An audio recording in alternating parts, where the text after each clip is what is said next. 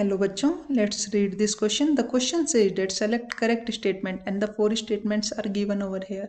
So how we have to approach this question? Look, first statement says that heat of vaporization for pure solvent and the solution are similar because intermolecular force between the solvent and the molecule must be overcome in both cases. देखो ये statement बिल्कुल सही है. हमें पता है जो delta H mixing होती है इन सिंपल हम बोलते हैं आइडियल सॉल्यूशन के लिए वो हमारी ज़ीरो होती है.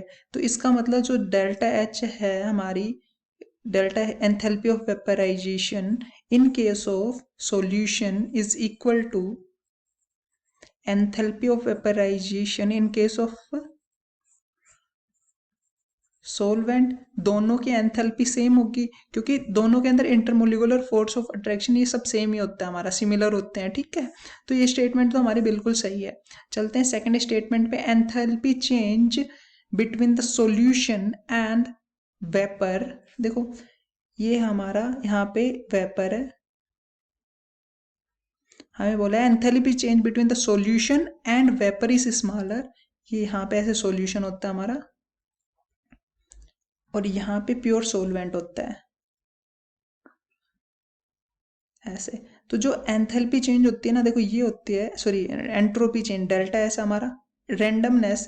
देखो ये जो चेंज होती है ना सोलवेंट के केस में ज़्यादा होती है एज कंपेयर टू सॉल्यूशन के केस में. ठीक है, तो यहाँ पे जिसको इसको 2 बोल देता हूँ, इसको 1 बोल देता हूँ. तो डेल्टा एस की वैल्यू ज़्यादा है as compare to delta S मतलब entropy in case of solution वाले में. तो ये स्टेटमेंट भी हमारी यहाँ पे बिल्कुल सही है. ठीक है, हमारे ये चेंज की जब भी बात हो तो हमारी ज़्यादा होती है सोलवेंट के केस में. बात करते हैं थर्ड स्टेटमेंट की. Boiling point of the solution is larger than the boiling point of the pure solvent. ये भी स्टेटमेंट हमारी बिल्कुल सही है कि जो टीबी होती है हमारी सॉल्यूशन की वो लार्जर होती है, ग्रेटर होती है as compare to boiling point of solvent. ये तब तक ही होती है जब तक हम इसमें कोई नॉन वोलेटाइल सोल्यूट ऐड ना करें. ठीक है ना, अगर हम नॉन वोलेटाइल सोल्यूट ऐड कर देंगे इसके अंदर तो ये हमारी वाइस वर्सा हो जाएगी ये चीज़. ठीक है, तो सी स्टेटमेंट भी करेक्ट है. So D all the statements are correct. So D is the correct one. So this is how you have to approach this question. I hope you understood it well. Best of luck.